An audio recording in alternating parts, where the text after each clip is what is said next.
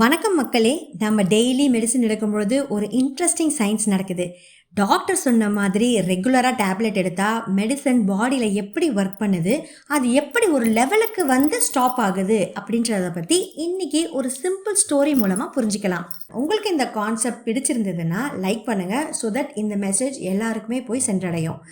Hi guys, welcome back to my channel. Imagine பண்ணுங்கள், உங்கள் வீட்டில் ஒரு வாட்டர் டேங்க் இருக்குது. நீங்கள் எவ்ரி 1 ஹவருக்கு ஒரு பக்கெட் ஆஃப் வாட்டர் டேங்க்கில் ஊற்றிக்கிட்டே இருக்கீங்க. ஆனால் டேங்க்கு கீழே ஒரு சின்ன ஹோல் இருக்குது. அதனால் கொஞ்சம் கொஞ்சமாக வாட்டர் வெளியே போய்கிட்டும் இருக்குது. ஃபஸ்ட்டு 1 ஹவரில் ஒரு பக்கெட் ஆஃப் வாட்டர் போடுறீங்க. அண்ட் 1 ஹவர் கழித்து செகண்ட் ஹவரில் நீங்கள் வந்து செக் பண்ணுறீங்க. ஃபஸ்ட்டு ஊற்றின தண்ணி எல்லாமே மொத்தமாக வெளியில் போயிடல, கொஞ்சம் வாட்டர் தான் வெளியில் போயிருக்கும், மீதி தண்ணி அதிலே இருக்கும். ஸோ இப்போ என்ன பண்ணுறீங்கன்னா, இன்னொரு பக்கெட் ஆஃப் வாட்டரை அது கூடவே ஆட் பண்ணுறீங்க. இப்போ வாட்டருடைய லெவல் இன்க்ரீஸ் ஆகியிருக்கும். அகெயின் 3வது ஹவரில் திருப்பி வந்து செக் பண்ணுறீங்க. அப்போ மறுபடியும் கொஞ்சம் வாட்டர் வெளியே போயிருக்கும், மீதி தண்ணி டேங்க்லேயே இருக்கும். இந்த தண்ணி மேலே திருப்பி ஒரு பக்கெட் ஆஃப் வாட்டரை ஆட் பண்ணுறீங்க. இப்படி எவ்ரி 1 ஹவருக்கும் வாட்டர் லெவல் கொஞ்சம் கொஞ்சமாக இன்க்ரீஸ் ஆகிட்டே இருக்கும். ஏன்னா அவுட்புட் ரொம்ப கம்மியாக தான் இருக்குது. இதே பிரின்சிபல் தான் நம்ம பாடியில் மெடிசன் எடுக்கும் போதும் நடக்குது. உதாரணத்துக்கு நீங்கள் ஒரு டேப்லெட் எடுக்கிறீங்க, அது கம்ப்ளீட்டாக பாடியிலேருந்து எலிமினேட் ஆகிறதுக்கு முன்னாடி நெக்ஸ்ட் டோஸ் எடுக்கிறீங்க. ஸோ அப்போ கொஞ்சம் மெடிசன் தான் வெளியே போயிருக்கும், மீதி கொஞ்சம் மெடிசன் பாடிக்குள்ளவே இருக்கும். புதுசாக டோஸ் எடுக்கும் போது அது அந்த மீதி மெடிசனோட போய் சேர்ந்துக்கும். ஸோ மருந்துடைய கான்சன்ட்ரேஷன் உடம்புக்குள்ளே அதிகமாகிட்டே இருக்கும்.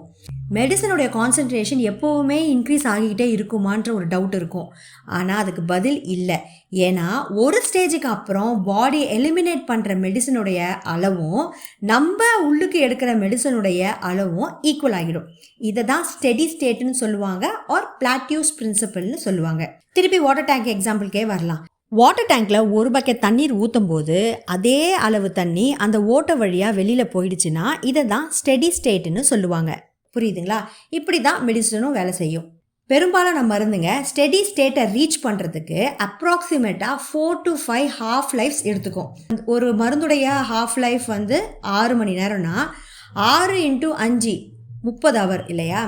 அப்ராக்சிமேட்டாக 30 ஹவருக்கு அப்புறம் அந்த மருந்து ஸ்டெடி ஸ்டேட்டை ரீச் ஆகும்னு அர்த்தம். இதனால தான் டாக்டர்ஸ் மருந்து கொடுக்கறதுல ரொம்ப கவனமாக இருப்பாங்க. பிகாஸ் டூ மச்சாக மருந்து உடம்புல அக்யூமுலேட் ஆகிடுச்சின்னா சைடு எஃபெக்ட் அதிகமாக இருக்கும். அதே போல் மருந்துடைய கான்சன்ட்ரேஷன் ரொம்ப குறைவாக இருந்தாலும் மருந்து வேலை செய்யாது. ஸோ கரெக்டான டோஸ் அண்ட் கரெக்டான டைமிங் தான் மருந்துக்கு ரொம்ப ரொம்ப முக்கியம். ஸோ ரிப்பீட்டடாக டோஸ் கொடுக்கும் பொழுது எலிமினேஷன் ஒழுங்காக ஆகலைன்னா மருந்து உடம்புக்குள்ளே அக்யூமுலேட் ஆகிட்டே இருக்கும். ஸோ கரெக்டான மருந்து உள்ளே போகணும், கரெக்டான மருந்து வெளியவும் வரணும். இதுதான் வந்து பிளாட்யூஸ் பிரின்சிபல். இந்த பிரின்சிபலை ஃபாலோ பண்ணி தான் ஒவ்வொரு மருந்தும் நம்ம உடம்புக்குள்ளே செயல்படும். ஒரு மருந்து எக்ஸாம்பிளோட பார்த்துடலாமா? பேராசிட்டமல் எடுக்கிறோம், ஒரு தலைவலிக்கு பேராசிட்டமல் எடுக்கிறோன்னு வச்சுக்கோங்களேன். அந்த பேராசிட்டமல் பாடிக்குள்ளே எப்படி பில்ட் ஆகுதுன்றதை பற்றி பார்க்கலாம். நீங்கள் 6 மணி நேரத்துக்கு ஒரு பேராசிட்டமல் டேப்லெட் எடுக்கும்போது ஃபஸ்ட்டு டேப்லெட் கம்ப்ளீட்டாக பாடியிலேருந்து போயிடுமான்னு கேட்டிங்கன்னா கிடையவே கிடையாது. இமேஜின் பண்ணுங்கள், ரவின்னு ஒரு பையன், அந்த பையனுக்கு ஹை ஃபீவர். டாக்டர் சொல்கிறாரு பேராசிட்டமல் 650 mg 6 மணி நேரத்துக்கு ஒரு டேப்லெட் எடுங்க போதும்னு சொல்கிறார். மார்னிங் 8 மணிக்கு ஃபஸ்ட்டு டோஸை ரவி எடுக்கிறாரு. 1 ஹவரில் மெடிசன் பாடியில் அப்சர்வ் ஆகிடுச்சு, ஃபீவர் கொஞ்சம் குறைஞ்சிடுச்சு. ஆனால் 6 மணி நேரத்துக்கு அப்புறம் என்ன ஆச்சுன்னா மெடிசன் 100% பாடியிலேருந்து வெளியில் எலிமினேட் ஆகலை, கொஞ்சம் அமௌண்ட் பாடியில் இன்னும் மீதி இருக்குது.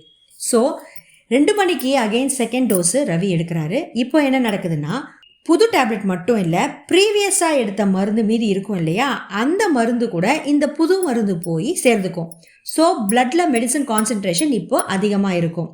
அகெயின் அவர் மூணாவது டோஸை நைட்டு 8 மணிக்கு எடுக்கிறாரு. திரும்பவும் என்ன ஆகும்னா ப்ரீவியஸ் டோஸ் மீதி இருக்கும் இல்லையா, அது கூட இப்போ எடுக்கிற புது டோஸு போய் சேர்ந்துக்கும்.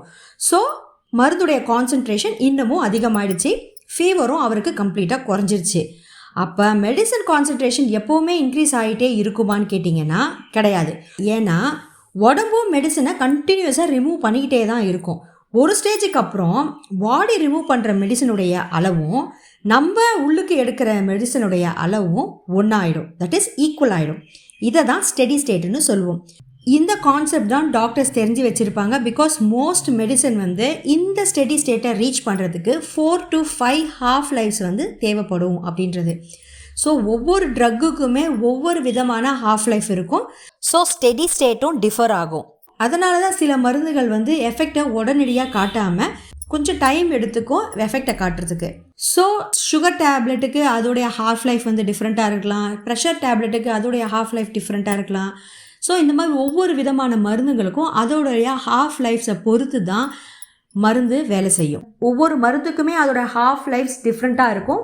ஸோ இதை பேஸ் பண்ணி தான் டாக்டர்ஸ் டோசேஜஸ் அண்ட் டைமிங்கை டிசைட் பண்ணி மருந்தை எடுக்க சொல்லுவாங்க. இப்போ புரிஞ்சிருக்கோன்னு நினைக்கிறேன். நன்றிகள்.